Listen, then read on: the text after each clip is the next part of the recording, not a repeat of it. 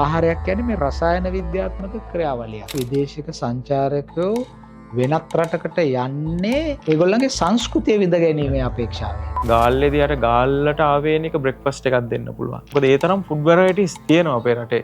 මොනරාගල ප්‍රදේශයේ තියෙනවා වැලක හැදෙන කෙසෙල් වර්ගයක්. අපේ එක්තරා කවියක තියෙනවා අපට ආහාරයට ගන්න පුළුවන් අල වර්ග 27ක් මේ රටේ. ගංජා දානවා ගංවල මස් වෙනකොට කරවිල කපලා එක පොල් වතුරේ දාලා තියලා රැයක් ඒක අපිට කනකොට කරවිල කියලාත් කියන්න බැරි විදිහට හදනවා. හරි ලොකු තාක්ෂණික දැනුමක් තිබිලා තියෙනවා. කළමනාකාරවරු ඉහළ තනතුරු අයිනෝ හරි ආසයි මේ අදහස් ක්‍රියාත්මක කරන්න. ඉතින් අත වශයෙන් අපි දැන් ඔය හේසල් නට් ඔය තියෙන ඇට වර්ග ඒ වගේ තමයි අපි ඔය ගන්දෙල්ලට බෙදලා කෑවේ. බොහොම ප්‍රණීතයි. අපේ රටේ ආහාර සංස්කෘතිය ගැන තලර හොයාගන්න පුළුවන් වෙච්ච සාක්ෂි මොනවද? අනනුභූතික ට්‍රාන්සෙන්ඩෙන්ටල් ලෝක සමග සම්බන්ධ වීමට ආහාර පාවිච්චි කරනවා. දැන් අපි දන්නවා ගම්වල එහෙම තේකකට සීනි දාන්න නැතුව දුන්නොත් හෝ අඩුවෙන් දාලා දුන්නොත් ඒක අපහාසයක් හැටියට සැලකන්නේ. අපි සීත කලාපයේ ඉඳලා වියලි කලාපයට යන්න අපිට පුළුවන් පැය 3ක් වගේ කෙටි කාලයකින්.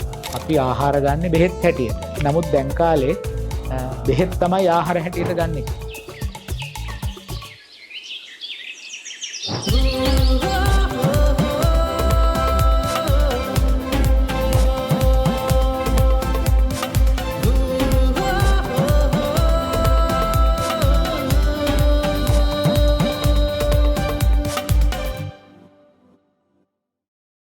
දැන් අපේ මේ තියෙන විශිෂ්ට ආහාර සංස්කෘතිය ගොඩනැගෙන ඉතිහාසයේ තියෙන සාක්ෂි මොනවද?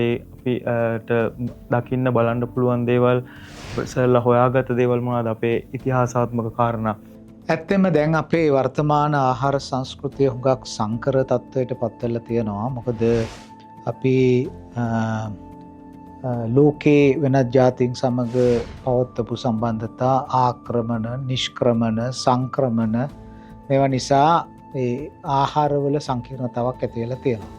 නමුත් මූලික මූලධර්මයක් හැටියට අපි ගත්තොත් අපි දන්නවා මනුෂ්‍යයාගේ තිබෙන මූලික අවශ්‍යතා අතර ප්‍රධානම එකක් තමයි ආහාර සපයා ගැනීම. ඉතින් ඒ ආහාර සපයා ගැනීම ඉතිහාසයේ කොහොමද උනේ කියන එක අපිට හොයලා බලන්න ඕන නම් අපි අවුරුදු දහස් ගණනක් පිටුපසට යන්න ඕනයි. ඉතින් අපිට පුරාවිද්‍යාත්මක වශයෙන් මේ පිළිබඳ සාක්ෂි අතරින් පතර පෙනෙනවා හුඟක් ඈතම අවදීදී. ඒ පෙනෙන සාක්ෂි වලින් ඒ සාක්ෂි මොනවද කියලා කියන්න කලින් ඒ සාක්ෂි වලින් අපිට පේන යථාර්ථය තමයි මිනිස්සු තමන්ගේ ආහාරයේ ස්වභාවය, ආහාරය සකස් කරන ආකාරය ඒ ඔක්කොම පදනම් වෙන්නේ ඔවුන් ජීවත් වෙන පරිසරයට සාපේක්ෂ කරලා. මොකද ඕනෑම කාලයක ඕනෑම ප්‍රදේශයක මිනිස්සු තමන්ගේ ආහාරය සපයාගන්නේ තමන් ජීවත් වෙන පරිසරයේ. ඉතින් ඒ දෘෂ්ටි කෝණයෙන් බලනකොට අපේ රටේ ආහාරවල විශාල විවිධත්වයක් දකින්න තියෙනවා. ඒකට බලපාපු හේතුව තමයි මේ ඊටාම කුඩා දිවයිනක ඇතුලේ අපි භුක්ති විඳිනවා ඊටාම සංකීර්ණ පරිසර විවිධතාවක්. අපි සීත කලාපයේ ඉඳලා වියලි කලාපයට යන්න අපිට පුළුවන් පැය 3ක් වගේ කෙටි කාලයකින්. ඉතින් එතකොට ඒ අතරතුර තව තියෙන ඊටා කුඩා ආංශික පරිසර කලාප. ඉතින් මේවා ජීවත් වෙන මිනිස්සු ආහාරය සඳහා තමන්ගේ පරිසරයේ තියෙන දේවල් උපයෝගී කරගත්තා. ඉතින් ඒ නිසා විශාල විවිධතාවක් පේනවා. ඉතින් මේක අපිට ඉතා ඈත අතීතයේ ඉඳලම පවත්වාගෙන ආවයි කියලා පේනවා. දැන් ඔය ප්‍රාග් ඓතිහාසික යුගය කියලා කියන්නේ අපිට පේනවා දැන් ඔය පාහියංගල වගේ ගල් ගුහා මේ බුලත් සිංහල බස්නාහිර පළාතේ පාහියංගල ගල් ගුහාව පුරාවිද්‍යාඥයන් විසින් පරීක්ෂා කරලා තියෙනවා. ඉතින් ඒකේ පරණම මනුෂ්‍ය වාසයක් පිළිබඳ කාලවකවානු අවුරුදු 48000ක් 49000ක් පසුපසට යනවා. ඉතින් ඇත්තෙන්ම මේ පසුපසට ගියා වගේම තමයි ඒ අය ආහාරය සඳහා පාවිච්චි කරපු ඇතැම් දේවල් වල සලකුණුත් ඒ තරම් පැරණි පස්තරවල දකින්න තියෙනවා. දැන් උදාහරණයක් ඇරෙට කියනවා නම් පාහියංගල ඒ අවුරුදු 48000ක් විතර පරණ ස්තරවලට ගියාම මනුෂ්‍ය වාසයක් පිළිබඳ සාක්ෂි හොඳටම පේනවා. ඒ වගේම ඒ කාලවකවානු වල අපේ ඒ ගල්ගුහාවේ ජීවත්වෙච්ච මනුෂ්‍යයෝ මේ කැලෑවේ ඉබේ වැවෙන වී වර්ග ආහාරයට අරන් තියෙන බව පෙන්නනවායි කියලා ඒ පිළිබඳව පර්යේෂණ කරපු පුරාණ උද්භිද විද්‍යාව පිළිබඳ විශේෂඥයෝ පෙන්වලා දීලා තියෙනවා. එතකොට ඒ තිබිලා හම්බුනේත් අපි දැන්ට කෑමට ගන්න හොරයිසා සැටයිවා ඉන්ඩිකා කියන වර්ගයමද නැත්තම් දැන් ඒක ඩොමෙස්ටිකේට් කරන්න කලින් ඩොමෙස්ටිකේට් කරපු වී වර්ගයක්ද? ඔරයිසා සැටයිවා ඉන්ඩිකා කියන්නේ අපි දැන් පාවිච්චි කරන්නේ. එතකොට ඔරයිසා සැටයිවා ඉන්ඩිකා කියන වර්ගයේ නෙමෙයි ඉබේ වැවෙන මේ කැලෑවල කඳු බෑවුම් වල වැවෙන වී වර්ග තියෙනවා. දැන් විශේෂයෙන්ම කියනවා නම් කඳුකර ප්‍රදේශවල එහෙම ඉබේ වැවෙන වී විශේෂයක් තමයි ඔරයිසා සැටයිවා රොෆිෆෝගන් කියන වර්ගය. එතකොට ඒවා ඔක්කොම ගෘහාශ්‍රිතකරණය නොකළ කැලෑවේ වැවෙන අපි කියන්නේ කැලෑ වී කියලා. දකුණු පළාතේ කියන්නේ ඌරු වී කියලා. එහෙම නැත්නම් වනසර වී කියන්නේ ඩොමෙස්ටිකේට් කළේ නැති වී වර්ග. ඉතින් අපි මීට අවුරුදු 48000කට පමණ එපිට කාලයකදී ඒ වගේ කැලෑවේ තිබිච්ච එවැනි දැන් වී කියලා කියන්නේ තෘණ වර්ගයක් නේ. ඒ වගේ තෘණ වර්ග වල අස්වැන්න ආහාරයට ගන්න යම්කිසි නැඹුරුවක් තිබිච්ච බව අපිට ඒක පේනවා. ඒ විතරක් නෙමෙයි පාහියංගල ගල්ලෙනේ කරපු කැණීම් වලින් ඔය කැලේ තියෙන මේ ගෘහාශ්‍රිත නොකල කෙසෙල් වර්ග කියන්නේ මුසා දැන් අපි කන කෙසෙල් වලට මුසා පැරඩිසිකා කියලා උද්භිද නාමයක් කියන්නේ. ඒතර මුසා වර්ග තව කැලෑවේ තියෙනවා. දැන් අපේ රටේ සාමාන්‍යයෙන් කවුරුත් අහලා තියෙන එක තමයි ඇටි කෙහෙල් කියන එක. නේ? ඒතර ඇටි කෙහෙල් කියන්නේත් අපි ආහාරයට ගන්නේ නැති කෙසෙල් වර්ගයක් කැලේ හැදෙන. ඒ වගේම ওই මොනරාගල ප්‍රදේශයේ තියෙනවා වැලක හැදෙන කෙසෙල් වර්ගයක්. ඉතින් ඊටාම ඉදුණට පස්සේ ඊටාම ප්‍රණීතයි මధుර රසයක් තියෙනවා. ඉතින් එහෙම අපි නොදන්න පළතුරු වර්ගත් තිබුණා. ඉතින් මම කියන්නේ ගියේ පාහියංගල ගල්ලේනේ ඒ කෙසෙල් වර්ග කැලෑවේ ඉබේ හැදෙන කෙසෙල් වර්ග ආහාරයට ගැනීම පිළිබඳවත් සාක්ෂි තියෙනවා. ඒ ඇරෙන්න ලංකාවේ හිටපු ඉතාම ඈත කාලේ මිනිස්සු ඒ කියන්නේ අවුරුදු 72000 අවුරුදු 48000 ඒ වගේම අවුරුදු 28000 අවුරුදු 17000 ඒ වගේ දිගින් දිගටම එනකොට මිනිස්සු ඊටාම පුළුල් පරාසයක ස්වභාවික ආහාර ප්‍රයෝජනට අරන් තියෙනවා. ගස්වල කොළ වර්ග ඒ වගේම ගස්වල වැල් වල තියෙන කරටි ඒ වගේම කැලේ තියෙන නොයෙකුත් අල වර්ග. දැන් අපි මෙහෙමනේ දැන් අල වර්ග කියලා කිව්වහම අපි දන්නේ දැන් කාට හරි කිව්වොත් එimhe අල වර්ග කියන්න කන්න පුළුවන් කියලා මේ අතේ ඇඟිලි ගානට කියනවා අපි. ඒවත් සමහර ඒවා අපිට පිටින් ලැබිච්ච ඒවා. මේ දැන් වරතපල් වගේ ඒවා සමහර බතල අපේ රටේ තියෙනවා කැලෑ බතල වර්ගයක්.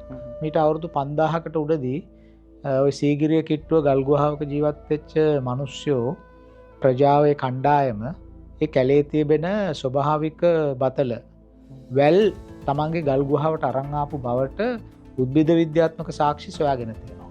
ඒකෙන් පේනවා ඉතින් අවුරුදු 5000 6000 වෙන කාලෙත් මිනිස්සු කැලේ තියෙන අල තියෙන වැල් වර්ග අලත් එක්කම ගලවාගෙන එන්න ඇති. සමහරට වැල් වල කරටි අනුභව කරන්නත් ඇති. දැන් අපි දන්නවනේ අපි මඤ්ඤොක්කා අල කනවා වගේම මඤ්ඤොක්කා කොළ මැල්ලුමත් ඊටාම ප්‍රණීත කෑමක්. එතකොට ඒ වගේ ගස්වල නොයෙක් කොටස් අපි අනුභව කරනවා. එතකොට මේ ඔය බතල කැලෑ බතල අපේ කැලෑවල් වල තියෙන බතල අනුභව කළා. ඉතින් අපිට කන්න පුළුවන් අල වර්ග අපි හිතන්නේ 7-8ක් වගේ ඇති කියලා. නමුත් අපේ එක්තරා කවියක තියෙනවා අපට ආහාරයට ගන්න පුළුවන් අල වර්ග 27ක් මේ රටේ තියෙනවා. එතකොට අල වර්ග 27ක් තියෙනවා කියලා කියන්නේ අපේ ආහාර ක්‍රමය මොනතරම් විස්තීර්ණ තත්වයකට පරිවර්තනය වෙලා තිබුණාද කියන එක. දැන් එතකොට කෙනෙක් අහන්න පුළුවන් ඉතින් අල වර්ග 27ක් ඇයි අල වර්ග දෙකක් තිබුණාම ඇතිනේ කියලා. ඉතින් මේකේ තියෙන විශේෂත්වය තමයි ඒ අල වර්ග එක එක වර්ෂයේ එක එක කාලවල තමයි අස්වැන්න ලැබෙන්නේ. ඒතර කවදාකවත් අපි එහෙම බඩගින්නේ ඉන්න ඕමනාවක් නැහැ. අල නැති කාලයක් අල නැති කාලයක් එහෙම නැහැ. එතකොට අපි දන්නවා දැන් කොස් වාරයේ තියෙනකොට කොස් තියෙනවා ඊට පස්සේ එනවා දෙල් වාරය නේද?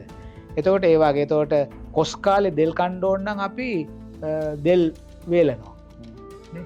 එතකොට දෙල් කාලේ කොස් කන්න ඕන නම් අපි අටු කොස් කරලා කොස් කනවා. ඒතර ඒ වගේ අපි අපේ ආහාරවල විවිධතාව ඇතිවෙන්න එක හේතුවක් කියන එක මේකේ පැහැදිලිව පේනවා. අපි ජීවත් වෙන පරිසරයේ තියෙන විවිධතාව නේ. ඒ කියන්නේ අපේ ලෝකයේ ඔය ජෛව විවිධත්වය බයෝඩයිවර්සිටි එක ගැන කතා කරනකොට ලංකාවේ ඉතාම කියන්නේ වර්ග මීටර එකක් ඇතුලේ තිබෙන ජෛව විවිධත්වයේ ලෝකයේ යම් රටවල් සමග කරට කර ඉන්න පුළුවන්. ඊටත් වැඩිය මට්ටමක ජෛව විවිධත්වයක් අපිට තිබෙනවා. එතකොට මේ ආහාරවල විවිධත්වය ඇති කරලා තියෙන්නේ මේ පරිසරය නිසා. ඊළඟට අපි ඒ ආහාර වර්ග තෝරා ගැනීම සම්බන්ධයෙන් අපිට තිබිච්ච දැනුම. ඒ කියන්නේ කොයිතරම් දුරට පරිසරයත් එක්ක අපි ගනුදෙනු කරාද කියන එක. දැන් මම එක සැරයක් බලංගොඩ පැරණි ගල් ගුහාවක් හාරනකොට අපිට හම්බුණා පිලිස්සී ගිය ධාන්‍ය ඇට. ඉතින් බැලුවම එකිනෙකට වෙනස් වර්ග 22ක් ධාන්‍ය ඇට තියෙනවා. ඒ අතර තියෙනවා ඒ අඟුරු වෙච්ච ඒ කියන්නේ පිලිස්සිලා ගිය වී ඇටයක්. ඉතින් ඒ වගේම එතන තිබුණා තෝරගස්වල ඇට. කියන්නේ මේගොල්ලෝ මේවා ආහාරයට ගැනීම සඳහා අත්හදා බලලා තියෙනවා දිගින් දිගටම. ඒ වගේම එතන වළංගසාල් ඇටයක් තිබුණා. ඉතින් වළංගසාල් කියලා කියන්නේ බෙහෙතක්. ඒතර මේගොල්ලෝ මේ ඇට වර්ග අත්හදා බලනකොට ආහාරයට ගන්න පුළුවන්. සමහරට කුරුල්ලෝ කනවා දකින්න ඇති. කුරුල්ලෝ අරන් යනවා. ඒ නිසා මේවා අපත්‍ය වෙන්නේ නැහැ කියලා ඒගොල්ලන්ට තේරෙන්න ඇති. කියලා එහෙම ඉතින් අපි ආහාර සම්බන්ධයෙන් දිගින් දිගටම අත්හදා බැලීම් කළ බව පේනවා. දැන් ඒකට දෙන හොඳම උදාහරණයක් තමයි ඔය ගොළු බෙල්ලන් ආහාරයට ගැනීම. දැන් එතකොට අපි මේ රටේ ගොළු බෙල්ල කිව්වහම ගොළු බෙල්ල හරියට ඉන්නවා ගොඩබිම. හැබැයි ගොඩබිම ඉන්න ගොළු බෙල්ල ආහාරයට අරන් නැහැ. අරගෙන තියෙන්නේ ගස්වල ජීවත් වෙන අර ගස් ගොළු බෙල්ලක්. ඒ කියන්නේ අකාවුස් රොබියලාටුස් එහෙම නැත්නම් අකාවුස් පීනිස් කියන සත්ව විද්‍යාත්මක නාමයෙන් හඳුන්වන ගොළු බෙල්ල තමයි ආහාරයට අරන් තින්නේ. මොකද සමහර ගොළු බෙලි වර්ග ඉන්නවා ඒගොල්ලෝ ආහාරයට ගත්තාම ඒක අපත්‍ය වෙනවා. ඔය ස්ට්‍රෙප්ටොකොකස් වගේ බැක්ටීරියාවෝ ඉඳලා මොකද ඒගොල්ලෝ පොළොවත් එක්ක ගැටෙනවනේ. නමුත් ගස් ගොළු බෙල්ල ගහේ ඉන්නවා. එතකොට එයාව අරන් එයා ගහේ තියෙන පාසි කන්නේ. එතකොට දැන් අපි දන්නවා ඒ ගැන පර්යේෂණ කරලා තියෙනවා. පෝෂජනක වශයෙන් ඉතාම ඉහළයි. මේ අසන්තෘප්ත මේදාම්ල unsaturated fatty acids කියන ඒවා ඔය ගොළු බෙල්ලගේ ගස් ගොළු බෙල්ලගේ මාංශවල තියෙනවා. ඒක like ප්‍රෝටීන් ඒ වගේම ඒ අසන්තෘප්ත මේදාම්ලත් ඒ මසේ තියෙනවායි කියලා. ඉතින් එතකොට හරීම අර සිලෙක්ටිව්ලි කියලා අපි කියන්නේ තෝරා ගැනීමකින් හොඳ වර්ණාත්මකව තමයි ආහාර තෝරාගෙන තියෙන්නේ. ඉතින් ඇත්තෙන්ම අපි නිවර්තන කලාපීය රටක ජීවත් වෙන්නේ. නිවර්තන කලාපීය රට ඒ පොදු සාර්ව දේශගුණයේ වුණාට කාලම මේ තත්වය අපි ඒක ඇතුලේ විවිධ දේශගුණික තත්ත්ව තියෙනවා. ඔබ නුවරඑළියට ගියහම අත්දකින්න එක, අනුරාධපුරයට ගියහම අත්දකින්න එක. එතකොට අර නිවර්තන කලාපීය රටක් වුණාට ඒක ඇතුලේ තිබෙන දේශගුණික විවිධත්වයට හැඩගැහෙන අන්දමින් අපේ ආහාර සකස් කරගෙන තියෙනවා.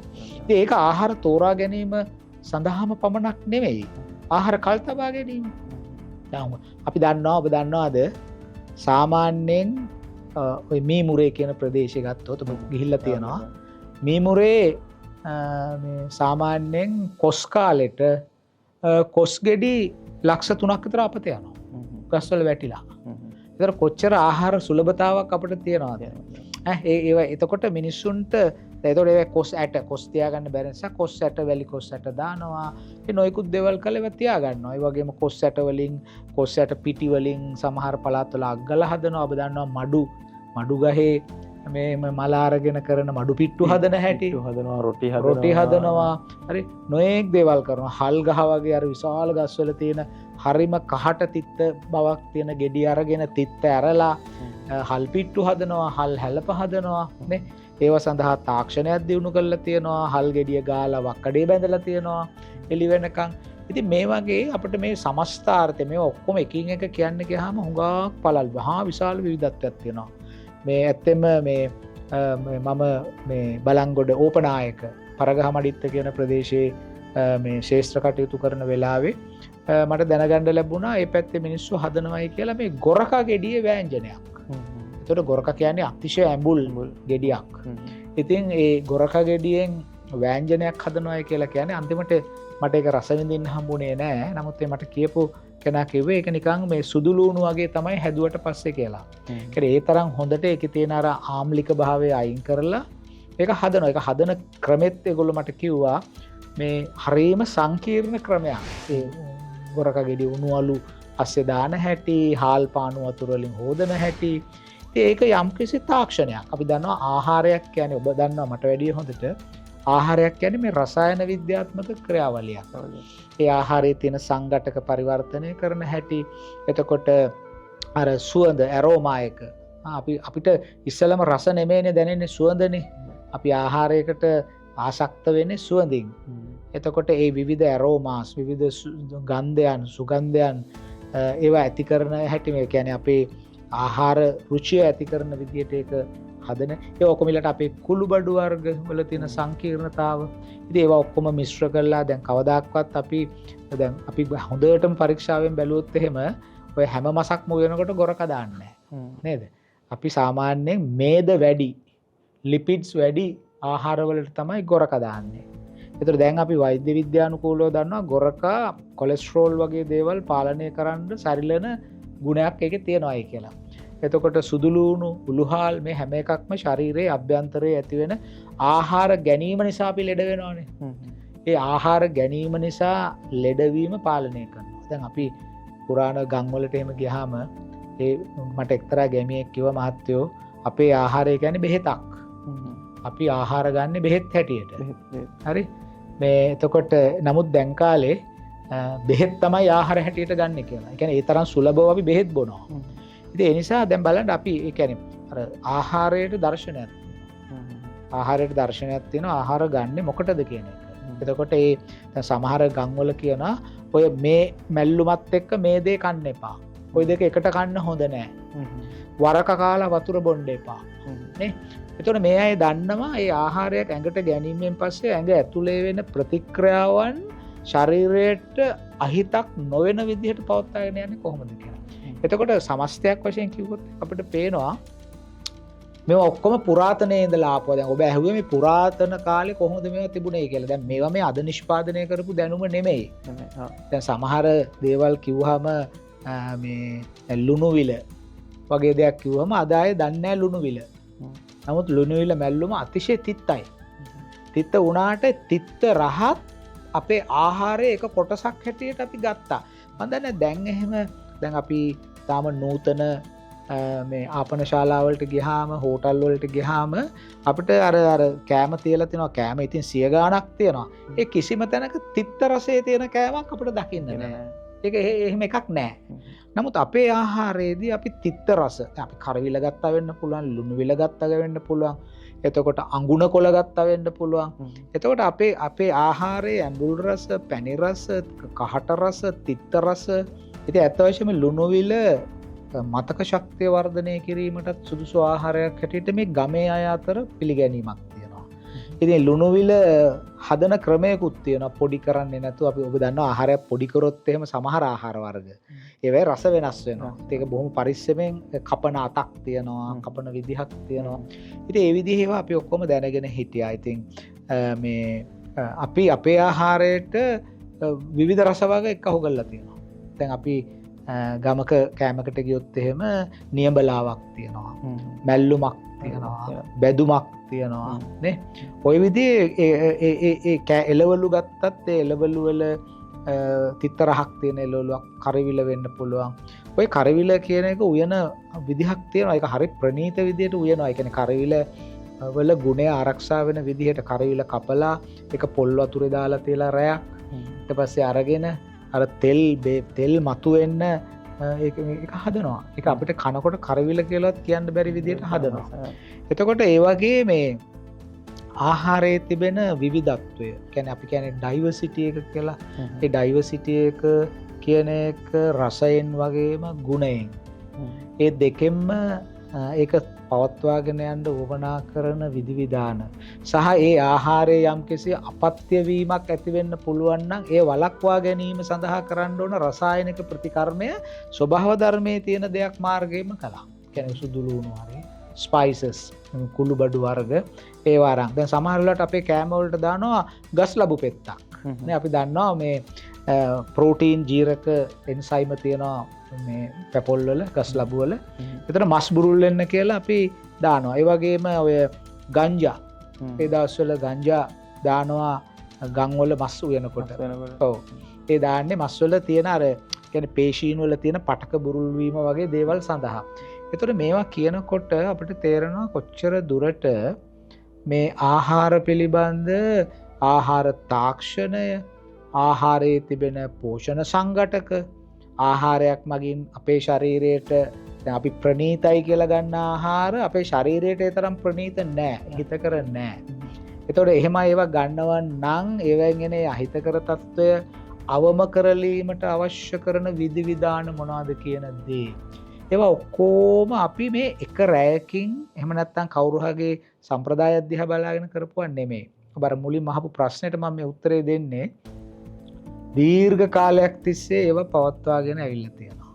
දැන් අපි ඔය ප්‍රධාන ඉරිදා හරි සිකුරාදා හරි තියෙන පොලකට ගියොත් ප්‍රධාන නගරයක ඒවැයි අර පලා වර්ග විකුණන වයසක ආච්චිලා ගාවට යන්නකෝ බලන්න. එතන කොච්චර පලා වර්ග තියෙනවද කියලා. මේ ඔක්කොම ස්වභාව ධර්මයේ තියෙන දේවල් නේ. අපි ආපස්සට හිතලා බලන්න ඕන මේ කොළ වර්ග කෑමෙන් අපට හානියක් නොවේ. සහ මේවා දිරවා ගැනීම පහසුයි කියන සංකල්පය කොහෙන්ද ඒගොල්ලෝ ගත්තේ? දීර්ඝ කාලීනව අපි ආපු ඒවා. තොරසට ටෙක්නොලොජි එක ගත්තන් පස්සේ දැන් වෙන රටවල් වල ආහාර කියන්නේ අමුද්‍රව්‍ය කෑම මේසෙට එන්න තියෙන ස්ටෙප්ස් ගාන හරි අඩුයි. දැන් උදාහරණයක් දැන් තිරිඟු පිටි ගත්තොත් කැපුවා, වේලුවා, පිටි කරා ආහාරයක් හැදුවා. දැන් අපේ ගත්තොත් දැන් අපේ සමහර තියෙන වටින කියන්නේ ඒගොල්ලෝ දැනගෙන ඉඳලා තියෙනවා ඒ පිස්ටේ දැන් හාල්ම විතරක් නෙමෙයි. තව මඩු පිටි, හල් පිටි, කොට්ට කිලංගු පිටි ඒ වගේ දේවල් කෑමට ගන්න ඒ තියෙන තිත්ත රස අයින් කරලා ඒ තියෙන ස්ට්‍රක්චර් එක වෙනස් කරලා කෑමට ගන්න ස්ටෙප්ස් 10ක් 15ක් වගේ යන්න ඕන ගොඩක්. ඒක ලොකු තාක්ෂණික මේ දැනුමක් හරි ලොකු තාක්ෂණික දැනුමක් තිබිලා තියෙනවා. විශාල තාක්ෂණයක්. මොකද සමහර අයට ඒක කරන්නම වුණා. සමහර අපි කියමු ශුෂ්ක දේශගුණික කලාපවල ජීවත් වෙන අය. එතකොට මට හරියට මතක නෑ මම ඔය මත්තල අහස් යාත්‍රා තොටුපළ හදන්න කලින් මට ලැබුණා ඒ අහස් යාත්‍රා තොටුපළ හදන්න යන භූමියේ පුරාවිද්‍යාත්මක අවශේෂ තියනවාද කියලා බලන්න සමීක්ෂණයක් කරන්න කියලා. ඒ වෙලාවේ මම මත්තල ගියාම ඔබ දන්නවා මත්තල ප්‍රසිද්ධ ඔය බැද්දේගම නවකතාවත් එක්ක. අර සිලිඳු කියන චරිතය ජීවත් වුණේ ඔය ඔහේ මත්තල. ඉතින් මම මත්තල ගියාම මට ආරංචියක් හම්බුණා ඒ බැද්දේගමට විශේෂ වෙච්ච සිලිඳුගේ මුණුපුරෙක් ඉන්නවයි කියලා. එයාට අවුරුදු 70 ගාණක් දැන්. පස්සේ මම ගිහිල්ලා ඉතින් කතා බහ කර කර ඉන්නකොට මේ එයා කිව්වා මහත්තයෝ මේ බත් කමු කියලා. ඉතින් අපි කෑම අරන් ගිහිල්ලා තිබුණා. ඉතින් අපි කෑම ගෙනල්ලා තියෙන්නේ කියලා. ඉතින් අපි කෑම කනකොට කොහා එහෙනම් ඉන්නකෝ අපි අපේ වෑංජනයක් එක්ක එහෙනම් කමු එකක් දෙන්නම් කියලා. ඉතින් එයා මොනවද මේ මැල්ලුමක් වගේ එකක්. මැල්ලුමකුත් නෙමෙයි තෙල් දාලා වගේ මොන හරි කොළ වර්ගයක් අපිට බෙදුවා. ඉතින් ඒක මේ අපේ සිරිතක් තියෙනවානේ දැන් මම මෙහෙම අරන් බලනකොට මම කටේ තියන්න බැරි තිත්තයි. ඉතින් මේ පස්සේ කෝ ඒක එහෙම නෙමෙයි තිත්තයි කියලා කෝ කොහොම නෙමෙයි කන්නේ පොඩි ප්‍රමාණයක් මිශ්‍ර කරගන්න බත් කටකට කියලා. ඉතින් එහෙම කෑවම ඇත්ත වශයෙන්ම ඒකේ යම්කිසි අර අනිත් එළවලුත් එක්ක කවලම් වුණාම ටිකක් ප්‍රණීත රසයක් දැනෙනවා. ඉතින් පස්සේ මම ඒක මොකද්ද කියලා අහන්න කිව්වම යම් පෙන්නන්න කියලා ඔය වැව් පිටිවල ඉබේම හැදෙන පොඩි ශාකයක් ඒ පොළොව බදාගෙන යන ශාකයක් කුඩා කොළයක් වෙන මට මේ වෙලාවේ මතකයට එන්නේ නම. ඉතින් දැන් ඒකෙන් මම එදාත් මට තේරුම් ගත්තේ මේ අය කොයිතරම් නිරීක්ෂණයකින් ඒ කුඩා පැලැට්ටිය ආහාරය සඳහා ගන්නවද කියන එක. දැන් අපි දන්නවා සාමාන්‍යයෙන් තිත්ත රස ශරීරයේ යම් යම් දේවල් සමතුලිත කර ගැනීමට අවශ්‍ය වෙනවා. කියන්නේ ප්‍රමාණයට වැඩිපුර ගත්තොත් ඒක හානි වෙන ඕනම දෙයක්. නමුත් ඒකත් ශරීරයේ පෝෂණ සමතුලිතතාවය ඇති කරගන්නේ තිත්ත රහත් බලපානවායි කියන එක අපේ හෙළවෙදකමෙත් කියලා තියෙන දෙයක්. වෙදකමත්. ඉතින් සරලව අපි කිව්වොත් එහෙම අපේ ආහාර කියන ඒවා දැන් මේ ආහාරවල විවිධතාව වැඩි වුණාට විවිධතාව වැඩි වෙනවත් එක්කම ඒ ආහාර අපේ ශරීරයට දක්වන අසාත්මිකතාවත් ඒ වගේම ඉහළ ගිහිල්ලා තියෙනවා. අපේ දේවල් ගත්තොත් දැන් ඔය ඩෙල් කියලා කිව්වත් ඒ ඩෙල් කියන එක පිට රටින්නේ අපිට ඇවිල්ලා තියෙන්නේ. නමුත් අපේ තිබුණානේ සිංහල දෙල්, කැලෑ දෙල්, ගන්දෙල් කියලා කියන්නේ. ගන්දෙල්. තීනිදික ආන්න හරි. ඒ ගන්දෙල් එහෙම ගන්දෙල් ඇට තමා ආහාරයට ගන්න. තාම ගන්දෙල්ලට බැදලා කනවා. ඉතින් අත වශයෙන් අපි දැන් ඔය හේසල් නට් ඔය නාම තියෙන ඇට වර්ග ඒ වගේ තමයි අපි ඔය ගන්දෙල්ලට බැදලා කෑවේ. බොහොම ප්‍රණීතයි. සමහරව සී පැණි දාලා හදනවා. එතකොට මේ අපේ රටේ ආහාර සංස්කෘතිය ගැන තියෙන පුරාවිද්‍යාත්මක සාක්ෂි මොනවද ඉතුරු වෙලා තියෙන අපිට සලර හොයාගන්න පුළුවන් වෙච්ච සාක්ෂි මොනවද? මේ කියන්නේ අපේ දැන් තියෙන මේ මෙච්චර දියුණු සංස්කෘතියක් ආහාර සංස්කෘතියක් ගොඩනගන්න ඒ පැරණි අපේ එන්ෂියන්ස්ලා කරපු දේවල් ඒ ඇක්ටිවිටීස් ඒ මොනවා හරි දේවල් අපිට හොයාගන්න හම්බෙලා තියෙනවද? මෙහෙමයි. දැන් අපේ වගේ නිවර්තන කලාපයේ රටක දැන් ආහාර කියලා කියන්නේ හුඟක් කාබනිකයිනේ. ඉතින් කාබනික දේවල් ඉතිරි වෙන එක හුඟක් අඩුයි. නමුත් අපිට මේ ඒ පැරණි අයගේ ආහාර සුරක්ෂිත කිරීම ආහාර තෝරා ගැනීම වගේ අදහස් අපට තේරුම් ගන්න පුළුවන් ප්‍රධානතම මූලාශ්‍රයක් තමයි දැනට ජීවත් වෙන කැලෑබදව ජීවත් වෙන ආදිවාසී කණ්ඩායම් ඇබෝරිජින්ස්. මොකද ඒගොල්ලෝ දිගින් දිගට මේ සම්ප්‍රදායන් අරන් යනවා. ඉතින් අපි හොඳටම දන්නවා ඒගොල්ලෝ මස් වර්ග කොහොමද කල් තබා ගන්න කියන කාරණය. එතකොට ඒවැයම වෙන්න ඇති ඔය අපි වැලිකොස්සට දාන හැටි ඒවා ඔක්කොම පැවතීගෙන එන්නේ. එතකොට දැන් අපිට කැනීම් වලදී එහෙම හම්බෙලා තියෙනවා ගල් ගුහා ඇතුළෙත් මැටි වලින් හදපු මුට්ටි වල කැබලි. ඉතාලම පැරණි ඒවා. ඒවා වතුර දාන්න බෑ. හරිම අර මේවා එක වැඩි මොනවාද සවිවර භාවයක් නෑ ඒවා. පොරොසිටි කියන එක හරිම පෝරස්. ඉතින් මේ අපි හිතනවා ඒ වගේ මැටි භාණ්ඩ අරගත්තේ ආහාර ගබඩා කිරීම. ආහාර ගබඩා කරනවා කියන්නේ පිසු ආහාර නෙමෙයි. කැලේ තියෙන නොයෙකුත් තෘණ වර්ගවල ඇට ගෙනල්ලා ඒවා ගබඩා කරලා තියාගත්තයි කියලා. අර මම ඔබට එකවතාවකුත් කිව්වා වගේ මට්ටකයි මේ වැඩසටහනට කලින් මේ අර කැලේ ගිහිල්ලා අර ගලේ පුච්චන රොටි නේද? මේ කැලේට ගිහිල්ලා මේ ගෙදරින්ම යනකොට අරන් ගිහිල්ලා මේ කොරහන් රොටි කොරහන් මේ පිටි අනලා පස්සේ කැලෑවේදී දඩයමක් කළා ඒ මස් අරගෙන දුරුමිරිස් ගෙදරින් අරන් යනවා හදලා මේ ගිනි ගොඩකට දාලා පුළුස්සන් කන ඉතාලම ප්‍රණීත රොටියක් ගන්න. හරි. ඉතින් මේ වගේ දැන් මොකද ඒ රොටි එතන හදන්නේ ඒගොල්ලෝ හේන් කොටනා ඉඳලා. ඉතින් හේනේදී අර ගෙදරින් ඔතාගෙන යනවට වැඩිය ඒ වෙලාවෙම උණු උණුවේ කන්න දෙයක් හදාගන්න එකට ඒගොල්ලෝ අනුගමනය කරපු ක්‍රමයක්. ගලේ දාලා රොටිය වේලලා හදලා පදම් කරලා ඊට පස්සේ ඒක ගිනි ගොඩට දාලා ගිනි ගොඩේදී නැවත පලහා අරගෙන ඒක ගන්න එක. දැන් ඒවෙන් වෙන්නේ අපි දන්නවා මේ ඉරව්වෙන් අර අපි අද අවන්න එක කරන වැඩේ ඉරව්වෙන් වෙන්නේ බේක් වෙනවා. නමුත් ගින්නට දැම්මම ඒක ක්‍රස්ට් එක වගේ හැදිලා එහෙම හැදෙනවා. එතකොට අර ඒ ආහාරයේ රොටියේ ප්‍රණීතභාවය ඇති වෙන මොකද ඒක ඇතුළට මස් වර්ග ලූණු අරෝමය දාලා තියෙනවා. එතකොට ඒක නිකන් මේ අර මොනවාද මන් දන්නේ මම දැකලා තියෙනවා ඔය මේ අර එහෙම රොටියක් වගේ නමලා ඇතුළට දාලා හදන කෑමක් නේද? ඔය ඉතාලියන් එක. ඔව් එහෙම කෑම තියෙනවා එක එක රටවල් වගේ දේවල්. ඔව් ඔව්. ඉතින් ඒ වගේ එකක් අපි මේ කැලේදී හදාගෙන කනවා. ඉතින් ඒ නිසා මේ ඉතින් අනික මේ අපි හරියට අපේ පුරුදුයි අර ලුණු වගේ දේවල් හරි මිශ්‍රණය කරන්න එකම දෙයයි තියෙන්නේ වෙන රටවල් එක බලනකොට අපි ටිකක් මිරිස් වර්ග එහෙම වැඩිපුර පරිභෝජනය කරනවා. ඉතින් ඒකට හේතුව වෙන්නේ නැත්තේ අපේ අය මේ දැන් කාලේ නම් බුලත්නේ කන්නේ. නමුත් ඒ කාලේ දෙමට පොතු එහෙම හැපුවා. එහෙම නැත්තම් තලාකොළ. තලාකොළයි අට්ටික්කා පොතුයි. අට්ටික පොතු කෑවේ පුවක් හැටියට. තලාකොළ කෑවේ බුලත් හැටියට. ඒතර තලාකොළ අට්ටික පොතු කෑම කට ටිකක් රළු වෙනවා. එතකොට දෙමට පොතු හපනවා. දෙමට පොතු හපන එකෙත් හේතුවක් තියෙනවා. ඒක අර අද බුලත් හපනවා වගේම තමයි දෙමට පොතු හපන්නේ. ඒතර කෙනෙක් අහන්න පුළුවන් මොකටද දෙමට පොතු හපන්නේ තලාකොළ කන්නේ බුලත් සම්ප්‍රදාය හුඟක් පස්සේ ආවේ. එතකොට එහෙම කරන්නේ අත් වශයෙන්ම මේ ඕරල් හෙල්ත් මුඛ සෞඛ්‍ය සමතුලිතව තියාගන්න. මොකද අපි දන්නවා බැක්ටීරියාව දහස් ගණනක් මුඛේ ඉන්නවා. එතකොට මුඛ සෞඛ්‍ය තියාගන්න නම් අපි අහිතකර බැක්ටීරියාව අයින් කරගන්න ඕන. හිතකර දැන් අපි කෙමිකල් දාලා කට හේදුවාම හිතකර අහිතකර ඔක්කොම ටික යනවා. දැන් අත් වශයෙන්ම දැන් තියෙනවා රසායනික ද්‍රව්‍ය දාලා ඔය මවුත් වොෂ් කියලා එහෙම තියෙන්නේ.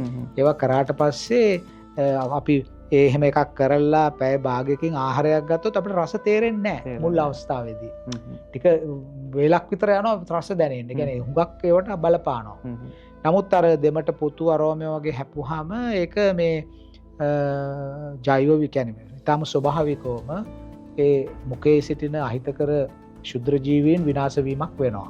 ඉතින් ඒගොල්ලෝ ඒකට ඒක කරන්න ගියාම වෙන්නේ මොකක්ද? අර රළු වෙනවනේ කට. කට රළු වුණාම සමහර විට අර සියුම් දැන් අපි තේ එකක් රස විඳිනකොට අපි සීනි දාන්න නැතුව තේ කොළ රස නේ විඳින්නේ.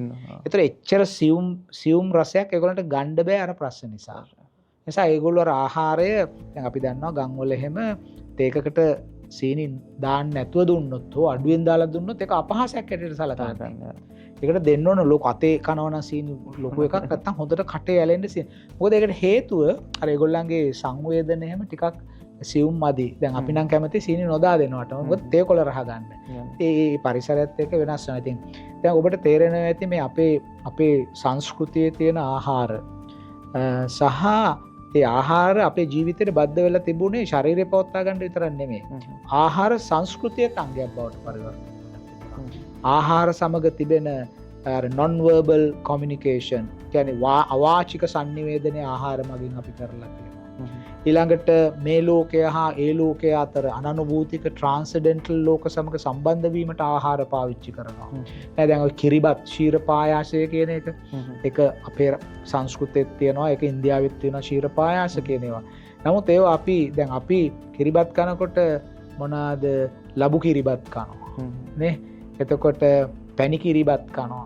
නේ? ඒතර අපි කිරිබත් කියන එක අපි හදාගෙන තියෙනවා එක විදිහට. මැදට පැණි පොල් දාලා හදන ඉඹුල් කිරිබත් තියෙනවා. ආහාරය අපේ සමාජයේ ආහාරයට දර්ශනයකුත් තියෙනවා. ආහාරයට යාතු කර්මික පසුබිමකුත් තියෙනවා. ආහාරය රූපකයක් මෙටෆෝ එකක් හැටියට පාවිච්චි කරලා තියෙනවා සංස්කෘතික අංග ඉදිරිපත් කරන්න. එතකොට අපි දන්නවා පෙරේත තට්ටු වලට කෑම තියෙනවා. හරි. එතකොට අර එක මුට්ටියක හදන කෑම තියෙනවා. එතකොට අපේ ආගමික එක තමයි මම කිව්වේ අනනුභූතික ලෝකයන් සමග සම්බන්ධ වීමට අපි ආහාර සකස් පාවිච්චි කරනවා. දෙවිවරු සමග සම්බන්ධ වෙන්න හරි හත්මාලුව හදනවා. දැන් හත්මාලුව කියලා කියන්නේ ඊටාම පෝෂජනක ආහාරයක් නේ. කියන්නේ ඒකට කජු දානවා, කඩල දානවා, නොයෙකුත් ඒවා දානවා. ඒ කියන්නේ කොටස් 7ක් දාලා හදන කෑමක්. එතකොට හත්මාලුව හදනවා දෙයියන්ගේ දානෙට. හරි. එතකොට පෙරේත තට්ටු වල හදනවා පෙරේත බතක් කියලා එකක් ප්‍රේතයින්ට. හරිද? ඒතර මේ වගේ අපි මේ ආහාර කියන ඒවා සංස්කෘතිකරණය කරලා තියෙනවා. ඉතින් ඇත්ත වශයෙන්ම වෙන රටවල් වල නැති වුණත් අපේ රටේ ආහාරය කියන්නේ සංස්කෘතිය පිළිබඳ දර්ශකයක්, සංස්කෘතික රූපකයක්. දැන් අපි දන්නවා අපි කවුරුත් දොදොල් කණ්ඩ කිව්වම අපි යන්නේ දකුණු පළාතට. නේ? අපි කතරගම ගිහිල්ලා ආවම කොළඹින් යාළුවෝ අහනවනේ දොදොල් ගෙනාවේ නැද්ද කියලා නේද? දැන් යාපනයේ ගියා කිව්වොත් අහනවා කොට්ට කෙලෙංග ගෙනාවේ නැද්ද කියලා නේද? එතකොට ඒ වගේ එක එක පළාත් වලට ආවේනිකද මන්නාරමේ ගියොත් එහෙම අහනවා තල් රා ගැන නේද? තල් වලින් කරන නිෂ්පාදන ආහාරයට ගන්න ඒවා. හරි. ඉතින් මේ වගේ අපේ රටේ තිබෙන ආහාරවල විවිධතාව සහ ආහාරවලට පවරා තිබෙන සංස්කෘතික අගය වෙනත් ලෝකේ ඕනෑම රටක් සමග එක්කෝ කරට කර හිටින්නට හෝ ඒවා අභිබවා යන්නට තරම් ප්‍රබල ආහාර සංස්කෘතියක් අපේ සතුව තිබෙනවා. හරි.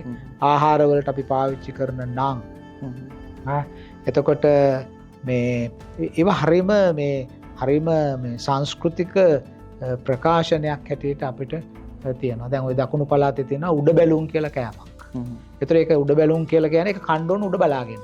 කියන්නේ මෙහෙම කුඩු වගේක් තියෙනවා උඩ බැලලා තමයි කටට එකක් කෑමක්. ඊළඟට නුවර පළාතේ තියෙනවා මොකද්ද අතුරු පසක්. සාත්තු සාඩම්බර. සාත්තු සාඩම්බර. අපි ඉතින් පළවෙනි වතාවට සාත්තු සාඩම්බර කියලා ඔක වැඩසටහනක කිව්වහම දැන් අර මොරටු විශ්වවිද්‍යාලය ඉස්සරහ කඩේක නමකුත් දාලා තියෙනවා සාත්තු සාඩම්බර කියලා. ඉතින් මේ ඒවා සමාජයේ මිනිස්සු හරි කැමැත්තෙන් ගන්නවා. ඉතින් මේ ඒ වගේ කෑන් වලට දාලා තියෙන සමහර නම් දිහා බැලුවම ඒවා ඉතින් ඒ නිසා මේ ඇත්ත වශයෙන්ම අපි දැන් රූකඩ නාට්‍යයක් බලනවා. ඒ කියන්නේ රූකඩ සංස්කෘතිය කියලා. ඒක අපිට වෙන මේ සංස්කෘතිය කියලා. ඒ වගේම අපි රට යකුමක් හරි 18 සන්නියක් හරි බලනවාද? ඒකත් ඒ වගේ. අපේ ආහාර ගැන කතා කරන්න ගියාමත් අරම එකක් බැලුවා වගේම තමයි. ඒක අතිශය සංස්කෘතිකර ඔබ දන්නවා වෙන රටවල් යුරෝපය රටවල්වල ගියාම අපි උදේ ආහාර වෙලක් ගත්තොත් එහෙම සතියේ දවස් 5කේ ආහාර වෙල අපි ගත්තොත් මොකද අපි අරන් තියෙන හින්දා දන්නවා මේ හරියම ඒකාත්මික භාවයක් තියෙනවා. ඒවයි කියන්නේ විවිධත්වයේ හුඟක් අඩුයි. නමුත් මට මතකයි මම එක අවස්ථාවක ජාත්‍යන්තර සම්මේලනයකට ගියා මේ ආහාර ගැන. ගියාම මේ ජර්මන් ජාතික වෛද්‍යවරියක්. එයා මේ රූප දාලා අපේ රටේ එකක් නෙවෙයි පෙන්වන්නේ මේ පැත්තේ පෙන්වන්නේ ඉන්දියාවේ.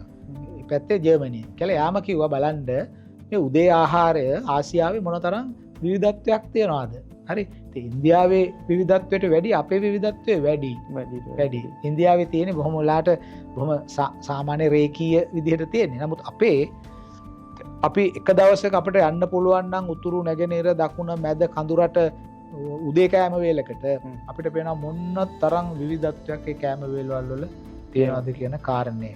දැන් අපේ ටුවරිසම් ඉන්ඩස්ට්‍රි එක ගත්තත් සර් ඒ කියන්නේ අපේ තියෙන ලොකේෂන්ස් පෙන්වනවත් එක්කම අපේ ලොකේෂන් වල ඒ පැති වලට ආවේනික වෙච්ච කෑම රටාවල් දෙන්න. දැන් උදාහරණයක් දැන් කවුරු මේ ටුවර් එකක් යනකොට ගාල්ලේදී අර ගාල්ලට ආවේනික බ්‍රෙක්ෆාස්ට් එකක් දෙන්න පුළුවන්. මාතරදී මාතරට ආවේනික වෙච්ච ලන්ච් එකක් දෙන්න පුළුවන්. හම්බන්තොටට යද්දී ඩිනර් එක හම්බන්තොට ආශ්‍රිතව හදාගන්න පුළුවන් ඩිනර් එකක්. අර ඒ වගේ ලංකාව වටේම යනකොට මොකද ඒ තරම් ෆුඩ් වැරයිටිස් තියෙනවා අපේ රටේ. ඇත්තෙන්ම මම දන්න මම වටහාගෙන තියෙන ආකාරයට විදේශික සංචාරකයෝ වෙනත් රටකට යන්නේ මේ ඒගොල්ලන්ගේ සංස්කෘතිය විඳ ගැනීමේ අපේක්ෂාවෙන් නේද? එතකොට එයා දැන් අපි කියමු ජර්මනියේ බර්ලින් නගරයෙන් ෆ්‍රැන්ක්ෆර්ට් එයාපෝට් එකෙන් අහස් යාත්‍රාවට නගින්න කලින් අපි සොසේජස් හරි මොනවා හරි එක උදේ ආහාරයක් අරන් ඇවිල්ලා එයා හුඟක් රාත්‍රියේ ඇවිල්ලා ලංකාවට බැහැලා අපේ හෝටලයක නතර වෙලා එයා උදේ කෑමට යනකොට ඒ ප්ලේට් එකේ සොසේජස් තියෙනවනම් එයාට හිතෙන්නේ එයා තාම ජර්මනියේ නේද? නමුත් අර අපි සංස්කෘතිය ඉදිරිපත් කරන්නේ කොහොමද කියන එක. ඒ කියන්නේ එයාට හැඟෙන්න ඕන එයා ලංකාවට ආවා කියලා. එතකොට ඇත්තෙම අපේ සමහර හෝටල් වල කළමනාකාරවරු ඉහළ තනතුරු අය ඉන්නවා හරි ආසයි මේ අදහස් ක්‍රියාත්මක කරන්න. මම දන්නවා ඒක හොඳට මගේ මිත්‍රයෝ ඉන්නවා. මේ එහෙම අය ඉන්නවා. එහෙම හරි කැමැත්තෙන් ඉන්නවා ඒක කරන්න. ඉතින් ඒකට ඒගොල්ලන්ට දැනුම ලබා දෙන්න ඕන. ඒකට මාර්ගයක් හදලා දෙන්න ඕන. අනික සත්‍යවාදී දැනුම ගේන්න ඕන. එක බොරු කියනවා. එහෙම කියන්නේ නැතුව සත්‍යවාදී දැනුමක් ඒගොල්ලන්ට අරන් එන්න ඕනයි. ඉතින් මම හිතනවා අලුත් කෑම ගැන අත්හදා බලනවට වැඩිය අපේ තියෙන කෑම වර්ග ගැන යම් කිසි විධිමත් සත්‍යවාදී දැනුමක් ස්ථාපනය කරලා ඒකට දෙන්න පුළුවන් නම් ඒකට සමීප වෙන්න ඇක්සස් දෙන්න පුළුවන් නම් මම හිතනවා අපිට මේ ඔය සංචාරක ව්‍යාපාරයේ ඇතුලේ අපේ ආහාර සංස්කෘතිය ඉදිරිපත් කිරීම අපිට ආරම්භ කරන්න පුළුවන් කියලා. ඒකට මම හිතනවා එහෙම දර්ශනයක් අපේ සංචාරක කර්මාන්තය තුලත් එන්න අවශ්‍යයි කියලා. මොකද ආහාර කියලා කියන්නේ මිනිස්සු මේ හුඟක් ගන්න දේවල් නෙමෙයිනේ. නේ අපි දන්න හුඟක් එහෙම ආහාර ගන්න නැහැ. ආහාර කියන්නේ හැම දෙයකම රස බලන එක. ගුණයත් එක්ක රස බලන එක. එහෙම කරන්න අපිට පුළුවන්කම තියෙනවා. ඉතින් ඒකට නිවැරදි දැනුමක් ඕන. තාම දැන් ගම් වල ඉන්න වයසක අය නැති වෙලා යනකොට මේ දැනුමත් එහෙමම නැති වෙලා යනවා.